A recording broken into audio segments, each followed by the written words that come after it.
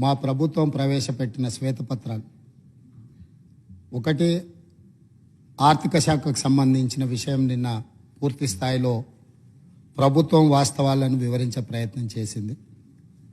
సరే, ప్రతిపక్షంగా వాళ్ళు తమ తప్పిదాలను కప్పిపుచ్చుకోవడానికి ఎదురుదాడి చేసినామని అనుకుంటున్నారు. ఆ ఎదురుదాడి రాష్ట్రానికి ఎంత నష్టం తెచ్చిపెడుతుందో ఇప్పటికి కూడా వాళ్ళు అర్థం చేసుకోలేదు, మారలేదు.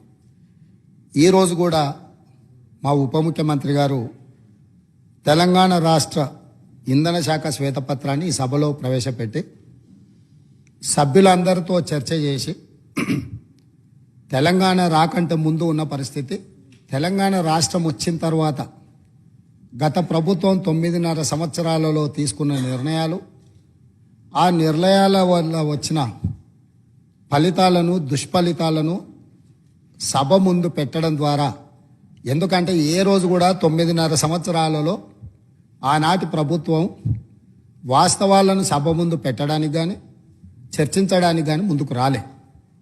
ఈరోజు ఎందుకు ఈ వాస్తవాలన్నింటినీ ముందల పెడుతున్నాము? ఒక మనిషి ఆసుపత్రికి వెళ్ళి హెల్త్ చెకప్ చేసుకుంటే ఎక్స్రే నుంచి స్కానింగ్ వరకు అన్ని రిపోర్ట్లు తీసుకుంటేనే, బ్లడ్ టెస్ట్ కానీ అన్ని టెస్టులు చేయించుకుంటే, హెల్త్ చెకప్ చేయించుకుంటే ఆ వ్యక్తిలో ఉన్న బలాలు బలహీనతలు అన్నీ తెలిస్తే డాక్టర్గా వారికి వైద్యం అందించడం సులభం అవుతుందని చెప్పి హెల్త్ చెకప్ చేస్తాం.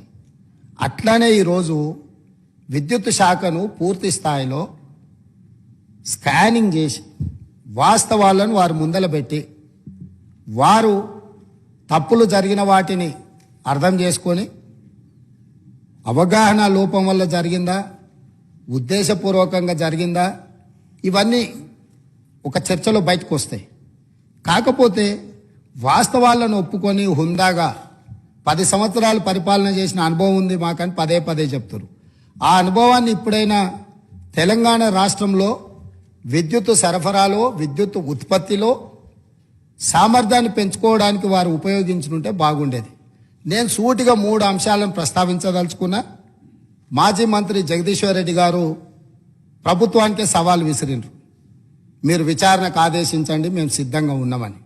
నేను వారిని మనస్ఫూర్తిగా స్వాగతిస్తున్నా.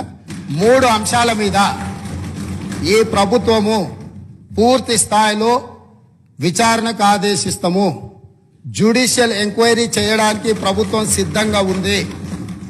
వారే కోరుకున్నప్పుడు వాస్తవాలను సభ ముందు పెట్టిన తర్వాత మాజీ మంత్రి గారు ఏదైతే జ్యుడిషియల్ ఎంక్వైరీ కోరుకున్నారో తప్పకుండా తమరి అనుమతి ద్వారా సభలోనే నేను ప్రకటన చేస్తున్నా. 3 అంశాల మీద జ్యుడిషియల్ ఎంక్వైరీకి మా ప్రభుత్వం సిద్ధంగా ఉన్నది అని చెప్పి ఈ సందర్భంగా తెలియజేస్తూ, ఆ 3 అంశాలకు సంబంధించి తెలంగాణలో కాలిపోతున్న మోటార్లు, పేలిపోతున్న ట్రాన్స్ఫార్మర్లు, ఆత్మహత్యలు చేసుకుంటున్న రైతులు, ఇది ఒక పెద్ద సెంటిమెంట్ విద్యుత్ అనేది. ఈ ప్రజల యొక్క సెంటిమెంటును ఏ రకంగా గత ప్రభుత్వము ఆర్థిక ప్రయోజనాల కోసము వినియోగించుకున్నదో ఈ అంశాలు ఈరోజు బయటికి రావాల్సి ఉన్నది. అందులో భాగంగానే